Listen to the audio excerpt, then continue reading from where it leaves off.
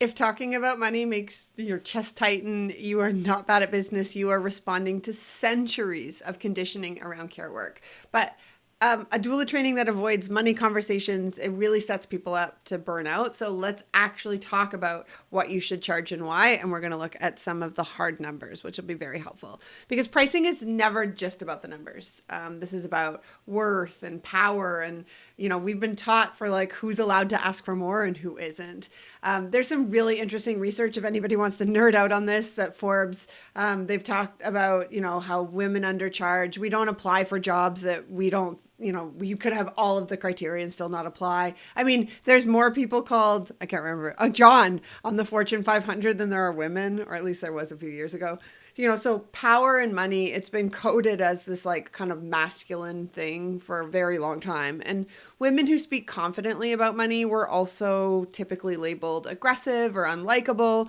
So if your doula training didn't teach you this and you're kind of like, it's bringing up these weird feelings about charging, that totally makes sense. This is, again, we've been conditioned to do this. So if we add this to the fact that, care work, which we're all so drawn to, it's tied to identity firstly, and we are our service, which is pretty stressful when you're talking about like essentially pricing yourself and your heart work and the work that you love doing as a helper and healer or carer, because we have this like pull to take care of people. That's that caretaker instinct, and so it can be uncomfortable when we're like, I charged this much to do something that feels really like intrinsic and tied to who we are. Okay, but here's the reframe, y'all. This is your job, not a hobby. So like we did take care of people. I don't want to call that a hobby. That's like the community care that we're doing. And I want you to check out my last video because we're not debating the importance of free doula care or, philanthropic work here. Volunteer work matters. Community care matters. But we're talking about, probably your doula training didn't teach you this. So I want to teach you that how to prepare for this being a profession that supports you and your family and anybody else that you're responsible to and for. And so like, just because you really love doing this work does not mean you should subsidize it. Again, this is your business. There's also something I want to name that I see all the time. I guess I call it the crumble.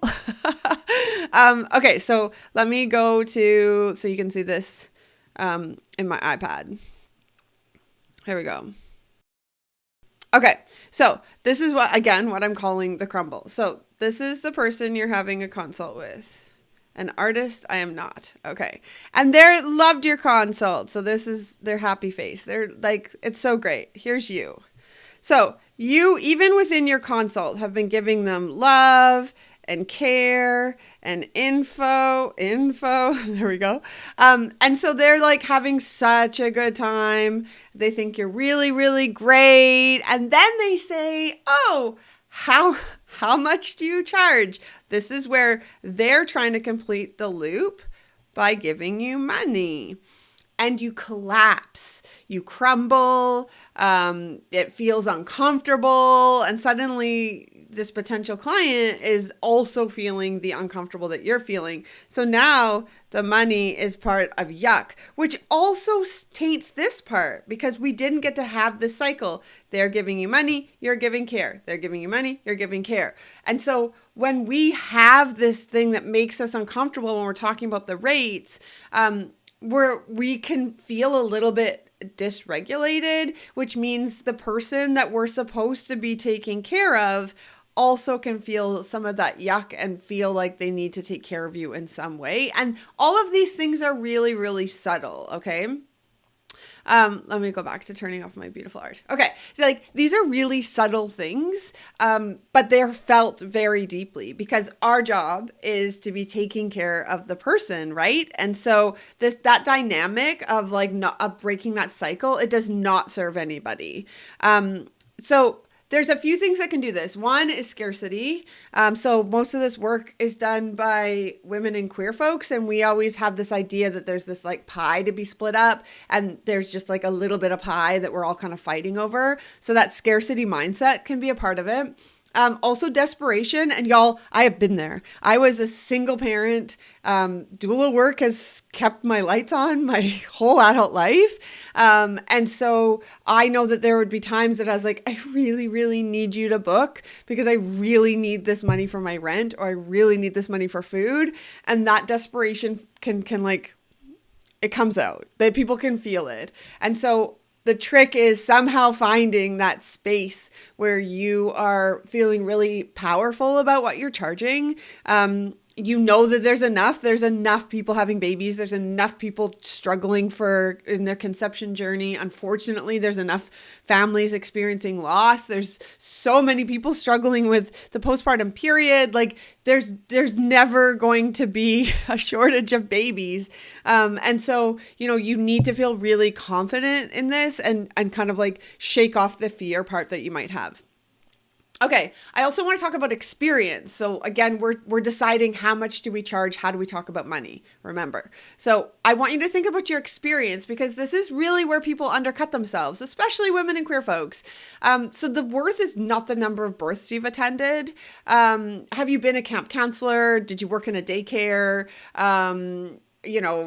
A teacher, a nurse, a social worker, parenting your own children, supporting your parents and parenting your siblings, volunteered in hospitals, supported your friends through loss or crisis, like any other volunteer work. All of that matters. Every experience you've had has given you these tools, and these tools, they show up in our client care. Like the things I draw from, the things that I was like, oh, what a waste of time that was, that course or that experience. And later I'm like, oh my goodness, I'm so happy that happened. Because when a family, shares a need with you, you'll be able to draw from your previous experience and be like, oh, actually, I know this, or I can support you with this. And all of that has so much value.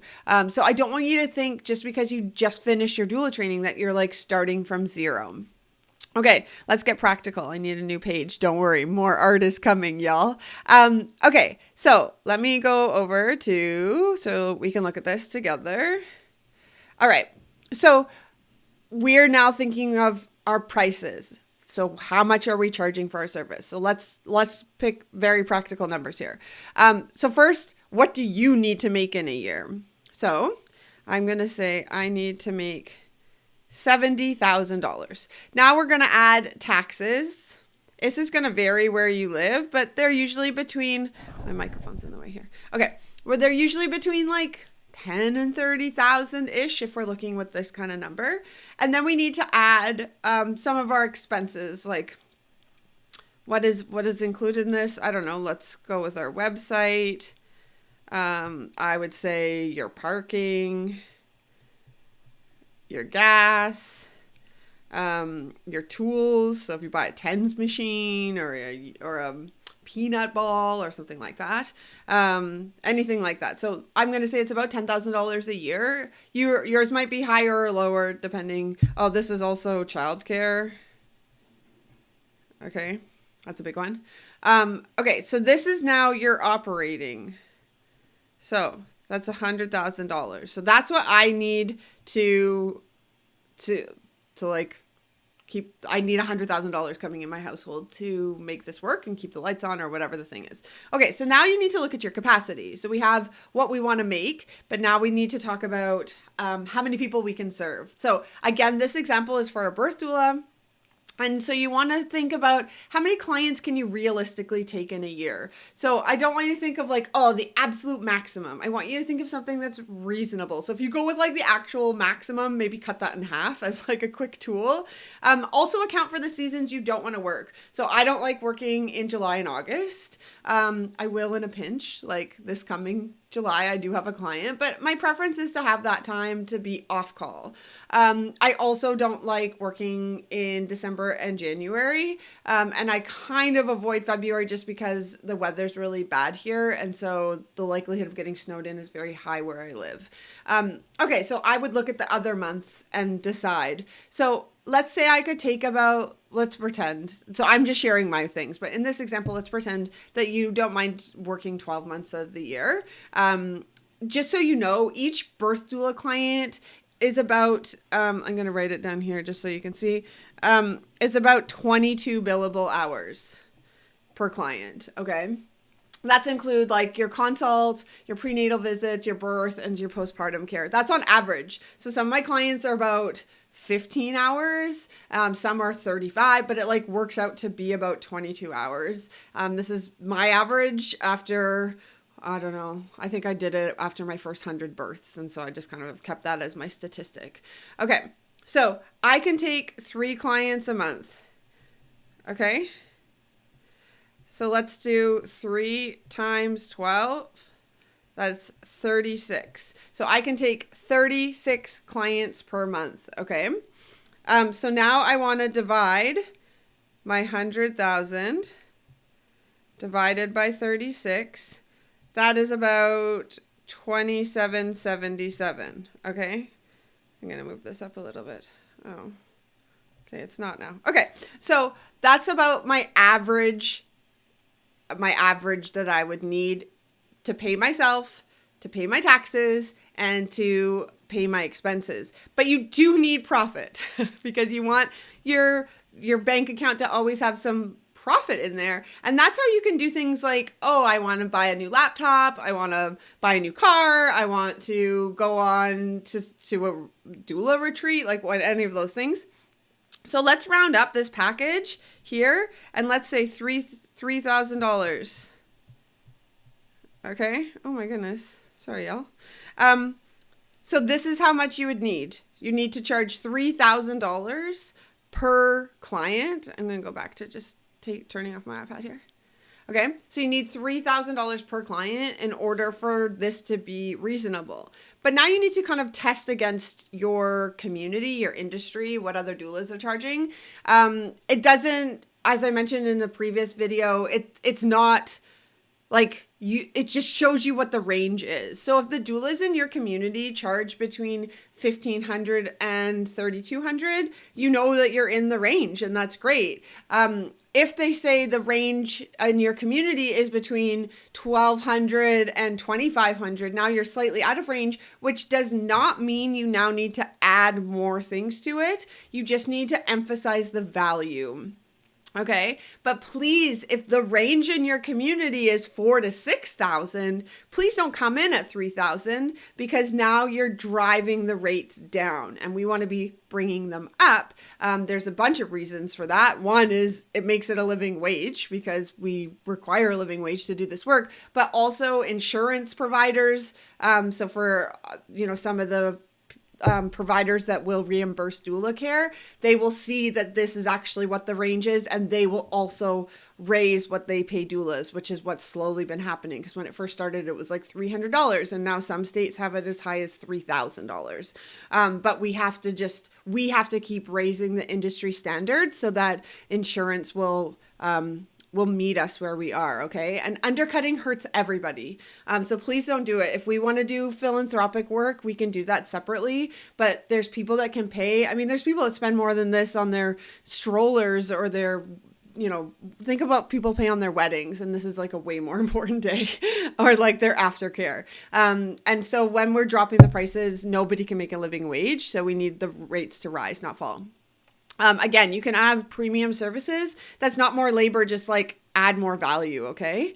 Also, a lot of times this is the place where people are like, oh, I guess I need more certifications. Now, if there's something you're drawn to do, like if you want to teach childbirth education, come on down to Babel Mia, do your childbirth ed certification. But sometimes people are like, oh, I need to do like another kind of doula training as far as for birth, and I need to do like another specialty around like art for birth and like all these things, and you just keep kind of adding more rather than just getting very good at what you're doing right now and getting your messaging really clear, and this confidence and clarity in what you are charging. And you really need to believe your price is fair, because without that you can't stay in business. So I want you to, here's a little bit of homework. I want you to practice saying your rate out loud until it feels like super neutral. Like the same way if people are like, do you support C-sections? That you'd be like, oh my gosh, of course I support all birth. So when they're like, what's your rate? You're like $3,200. Would you like me to walk you through payment methods? And so that you just keep it really calm. One of the things I also do is I mean, this is the notes that we just talked about, but I bring my iPad and I actually go through my contract. And then when I read it through, being like, this is what happens in the case of a loss. This is what happens in the case of, you failed to call me. This is what happened. Like I walk through and then I get to the end and I'm like, and my rate is $4,500. And then like whatever else is left in the contract. And so I keep it just like as part of the information that I'm providing to them. Okay. So in the next video, we're going to be talking about sliding scale because it's what doulas are super drawn to do right off the jump. So should you do it? You don't want to miss that. So we'll see you in the next video.